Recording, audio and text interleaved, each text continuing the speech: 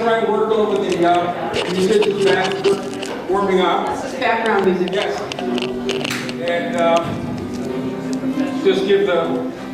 We are recording this video and audio, so just giving the videographer a moment to finish his work, and then we're going to jump right into this.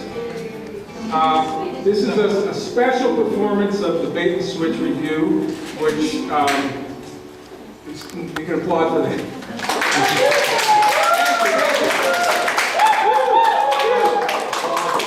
This was originally presented at 100,000 Poets for Change event in April, and it was such a hit. Yeah. That we decided that we would carry it further, and it's basically it's a little bit music, a little bit history lesson, a little bit comedy, and if we don't deliver, then we just baited and switched you. So you have no way to blame but yourselves for being here. So Alex, you ready to? Okay. So a lot of us are pretty confused these days and wonder what's going on, and we ask that question to each other. We say, what's wrong with America? And does anybody know what's wrong with America? Raise your hand. Ah, there's a lady who knows what's wrong with America. Let's see what she has to tell us. I know what's wrong.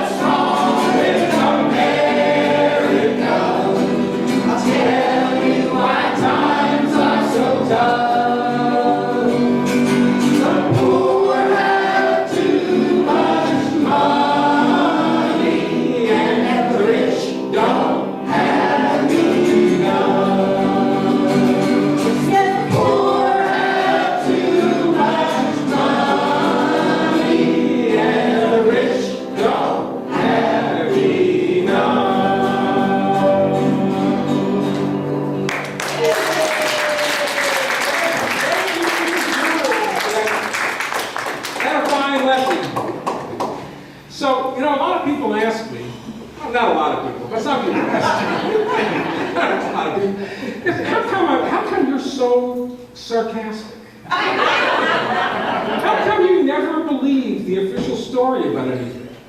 And I really thought about that question a lot, and I realized that it comes from my childhood. And I really remember being about no older than 6 or 7 years old in public school in Brooklyn, early 1950s, and one of the features of our education was the air raid drill. How many of you kind of went through air raid drills, right? Right? And during an air raid drill, because this is like, you know, the Korean War, and who knows, the North Koreans might come over and drop a bomb on us, which they're apparently still thinking about.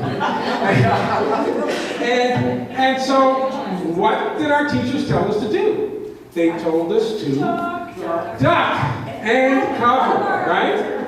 Crawl under the desks, put your hands over your head, and you'll be safe from the bombs. And I really remember being under that desk and looking up like this, and there's this huge wall of plate glass windows.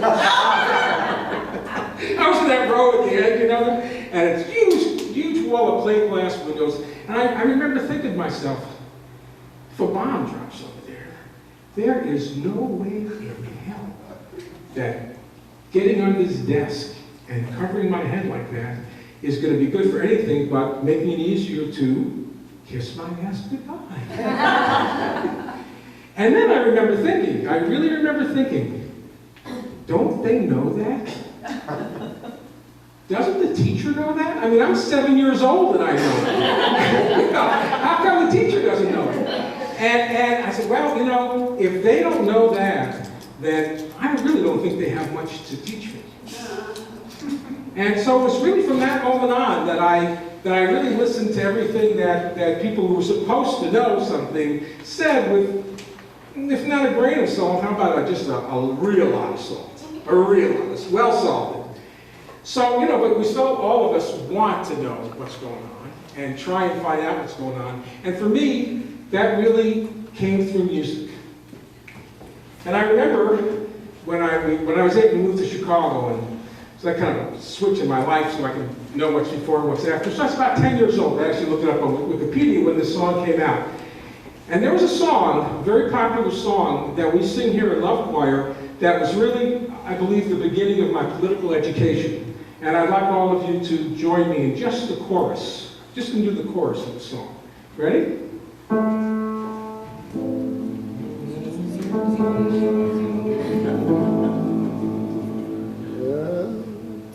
You load 16 tons and what do you get? Another day older and deeper in debt. St. Peter, don't you call me 'cause I can't go. I owe my soul to the company store. I mean, think about it.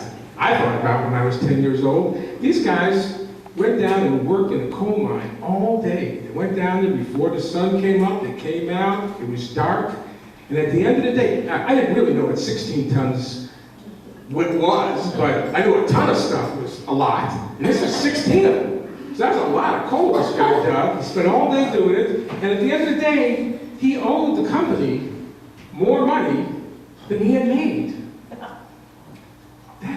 There was something wrong with that. What's wrong with this picture? And so that really, you know, awakened a chord in me, looking at these kinds of things. I also watched my old man, who was a truck driver, working real hard and not seeming to get anywhere. So these kind of things. And then I found Woody Guthrie.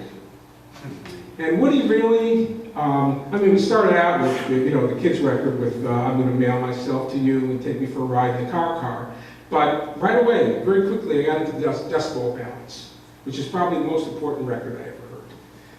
And I listened to that record for years. And we're not going to do any songs from that one, but I think many of you know there's the Ballad of Tom Joad and Pastures of Plenty and Do Re Mi, coming to California and getting turned away at the border because you didn't have enough money, so you better not swap your old cow for a car. You're better off right where you are. Because if you don't got the Do Re Mi, don't bother coming. And so, in that, and of course a lot of people, everybody loved Woody. Everybody wanted to be Woody. Everybody wanted to write Woody songs. And just recently I heard this song that really reminded me a lot of Woody and what he might have been doing now if he was if he was writing now in a little bit different vein, and it's called Everybody's Working for the Man Again. So, again. In case we thought we got away.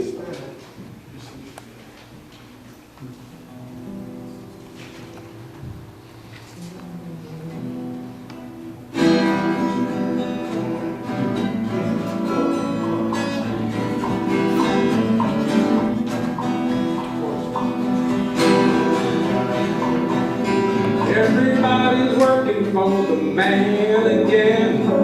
Everybody's working for the man. Everybody's working for the man again. Everybody's working for the man. We had a grocery store down on Main Street. We had a hardware and a pharmacy too. Then the mega market opened on the edge of town, and there was nothing anybody could do. Now everybody's working for the man again. Everybody's working for the man. Mom and Pop, they had a close-up shop. Everybody's working for the man. We had a radio station that played our music the way we all liked it around here. Then a big corporation with a whole lot of money told our jockeys what they wanted to hear. Now everybody's working for the man again. Everybody's working for the man. Got everybody dancing to the same top 10. Everybody's working for the man. Well, the foxes in the hen house, cows are in the corn, the rooster's too scared to crow. The fat cats are up in the farmhouse now, yeah, they're doing the do-si-do. Orchestra's bought up at FCC, Big Oil's got the EPA. Halliburton, Halliburton, Halliburton, Halliburton, what else do you have to say? Everybody's working for the man again. Everybody's working for the man. Everybody's working for the man again. Everybody's working for the man.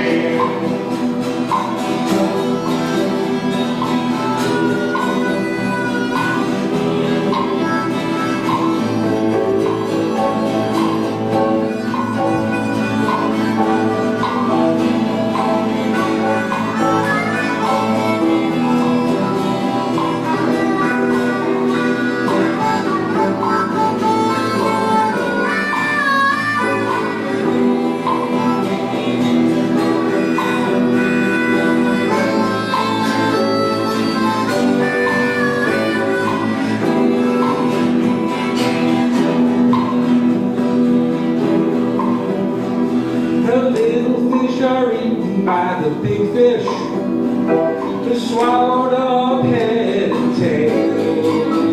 Then the big fish are eaten by the bigger fish, till we're all in the belly of the whale. Now everybody's working for the man again. Everybody's working for the man. Everybody's working for the man again. Everybody's working for the man.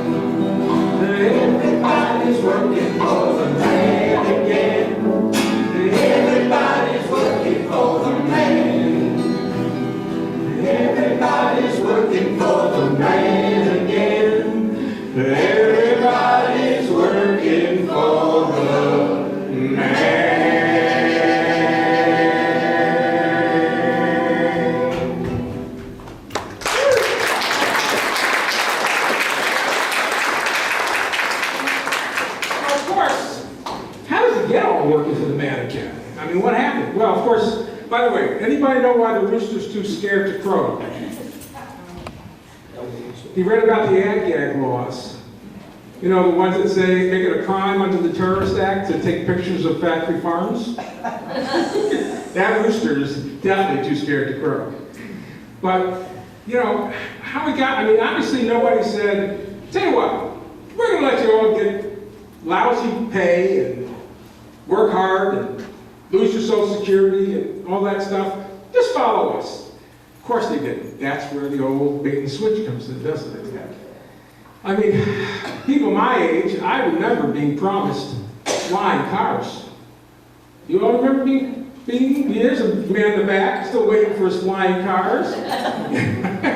still waiting for cities with, you know, the monorails that Disney had around the park, and that was the, you know, free public transit. Nuclear power, the best one, the peaceful atom. What was their slogan, do you remember? Energy too cheap to meter. You let us build these nuclear power plants all over the place, and we're going to give you energy too cheap to meter. That's what they promised us. And this is, and you see, everybody sees what they got. So that is what they call bait and switch. And I was inspired, if that's the right word, by that phenomenon to actually write the first song I ever wrote, which was like 3 months ago. And it's called Bait and Switch. And as soon as I get a drink of water, we're going to do it for you.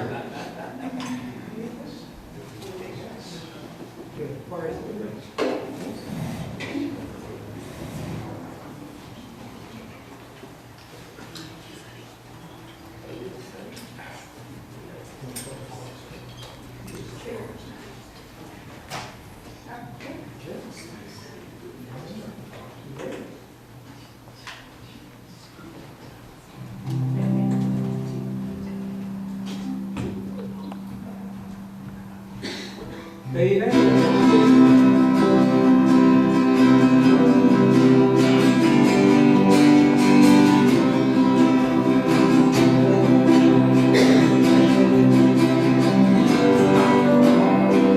and switch, switch and bait. Promise us love, all they give is hate. Say they want peace, all they do is make war. We don't have to let them run our lives anymore. The devil promises you'll live forever. He says you'll always be young. Now you're stoking the coals on a ghostly freighter, sailing forever, and it ain't much fun.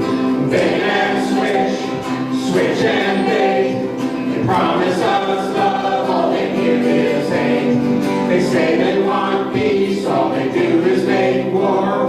Don't have to let them run our lives anymore. The LBJ sitting on the campaign trail, let Asian boys fight their own war.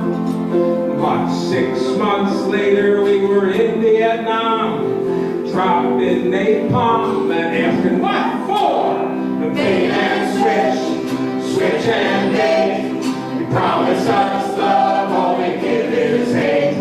They say they want peace, all they do is make war. You don't have to let them run our lives anymore. Saddam's got those terrible weapons. He'll blow us all to kingdom come. Now we're over here in Iraq, bombing women and kids. Oh, when will this killing be done? Bait and switch, switch and bait. They promise us love, all they give is hate. They say they want peace, all they do is make war. We don't have to let them run our lives anymore. Bin Laden in a cave in Afghanistan, cursing out the US of A. Now he's dead and gone, but the war drags on, and Halliburton's doing okay. Bait and switch, switch and bait. promise us love, all they give is hate. They say they want peace, all they do is make war. Don't have to let them run our lives anymore.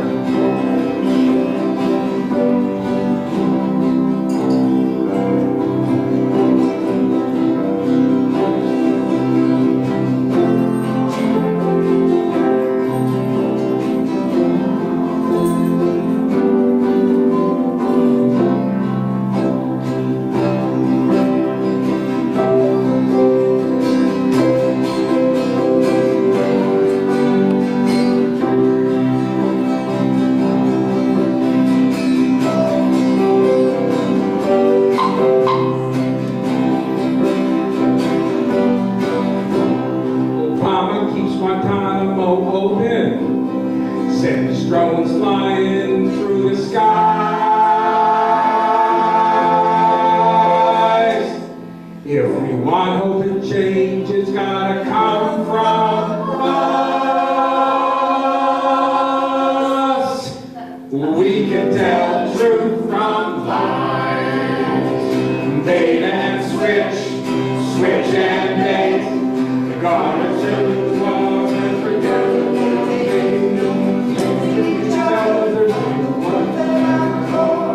Don't have to let them run our life anymore. No more bait and switch, no more switch and bait.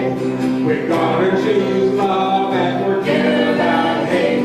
Embrace each other, find the love at our core. We won't let them run our lives anymore. No, we won't let them run our lives anymore. We won't let them run our lives anymore.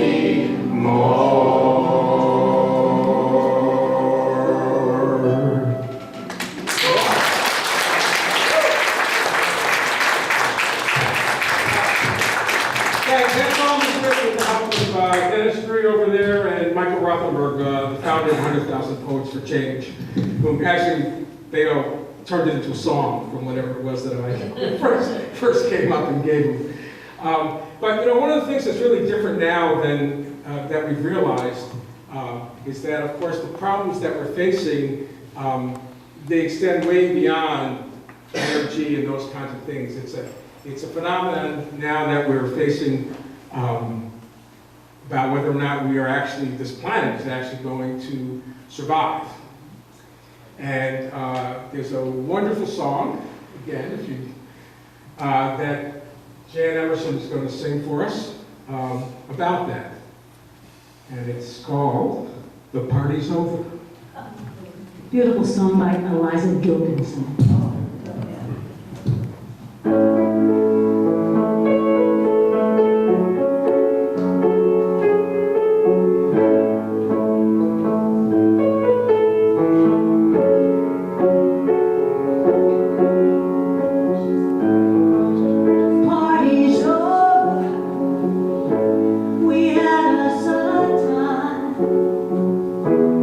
Everybody got loaded, everybody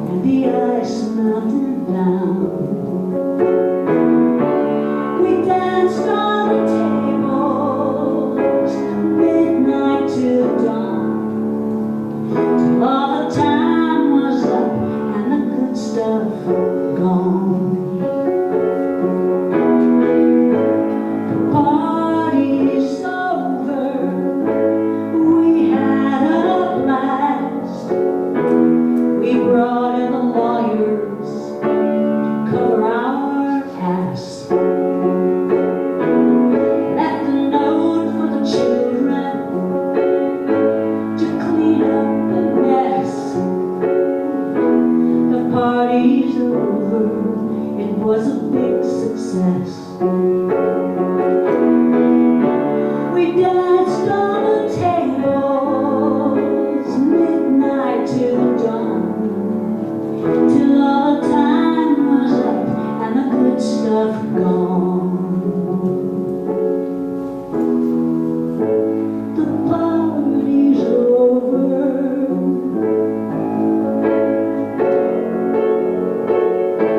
The party's over.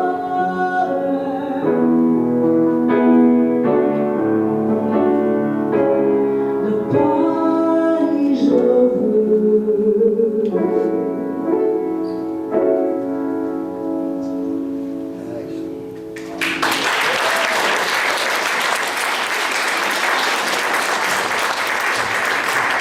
Well, surprise everybody, that party's over, but the real party is just beginning.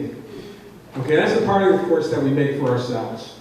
And so I've asked my friend Mr. Corbett here to lead us in a song that, because people ask me, not a lot of people, but people, but people ask me, well, you know, why don't you quit your bitching and moaning? Tell us what you want. What do you want?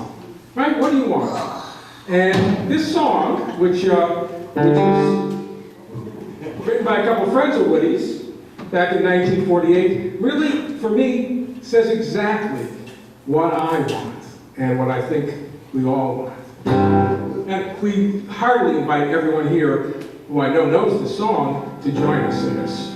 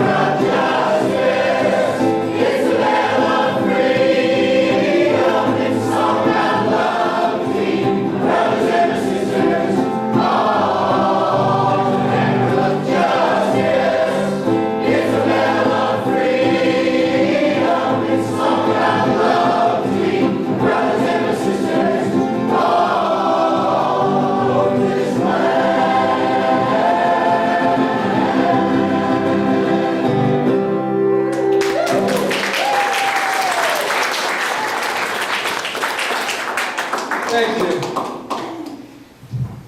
There we got it. The hammer of justice, the bell of freedom, and the song of love. What else do we need?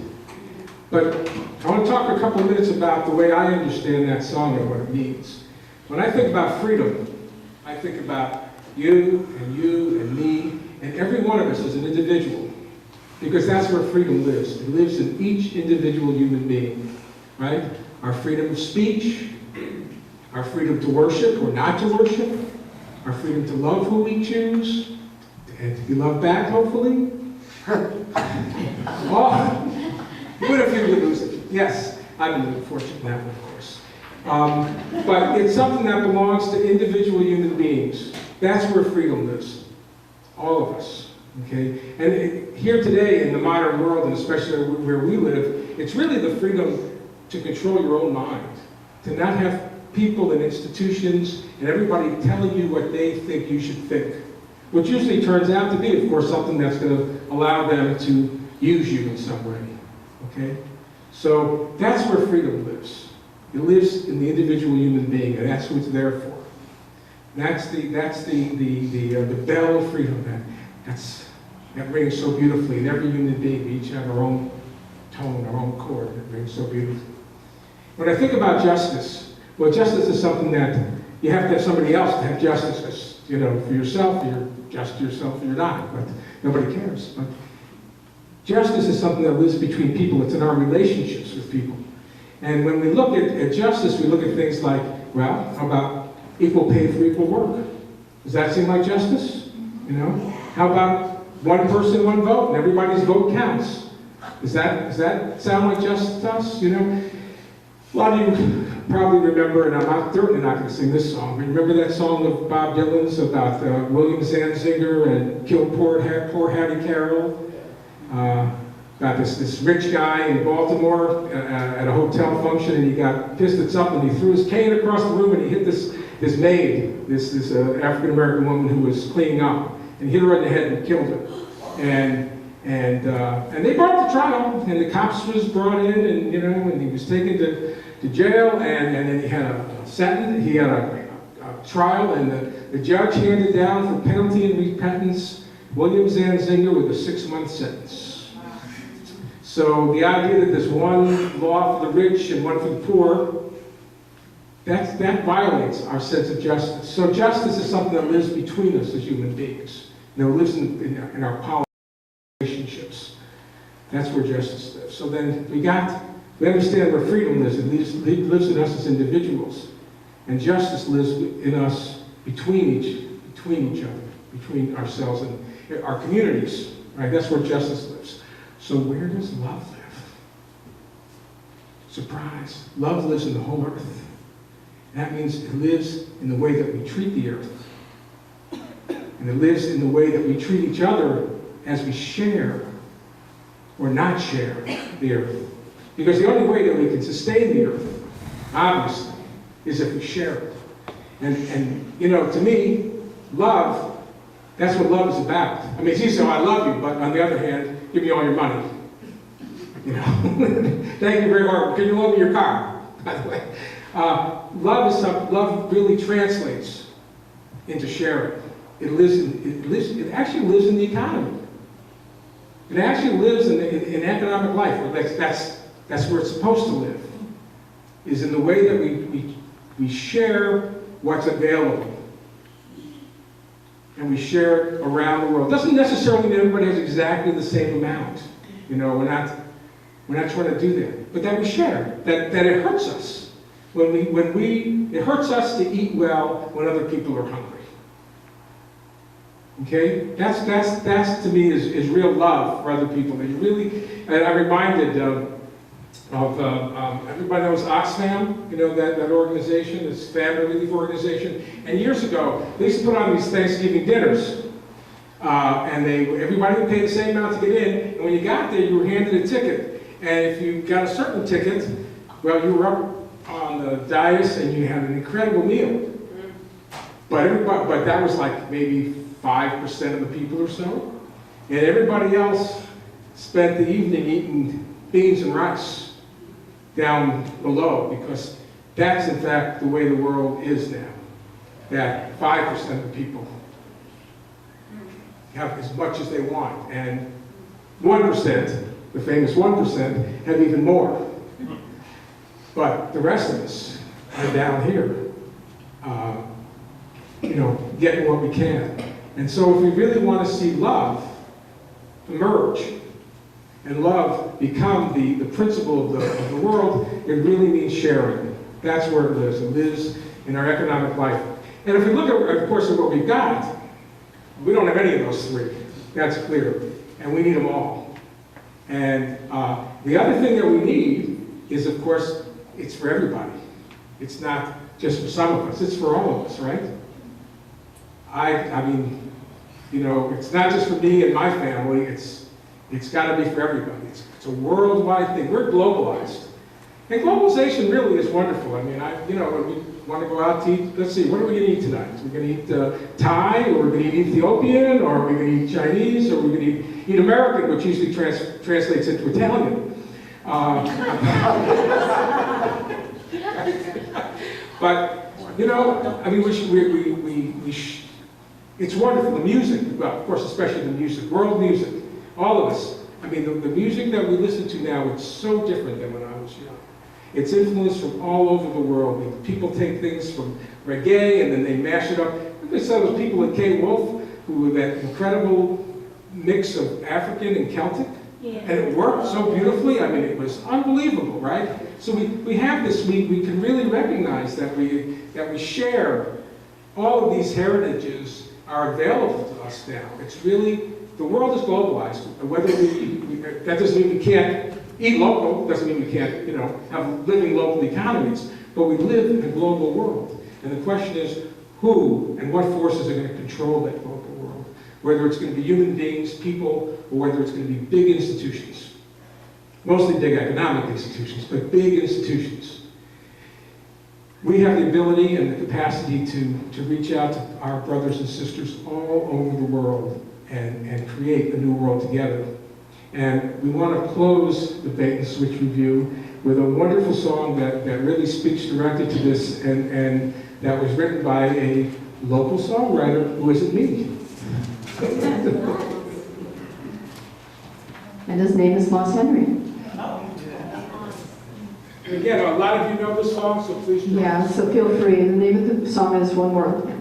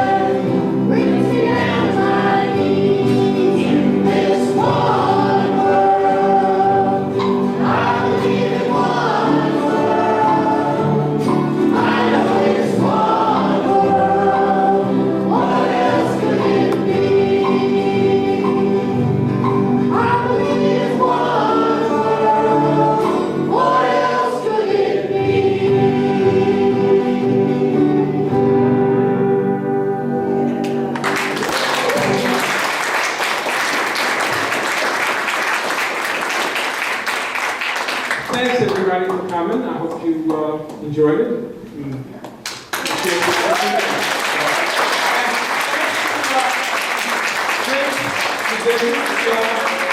All of you guys stay out. Thank you so much, guys.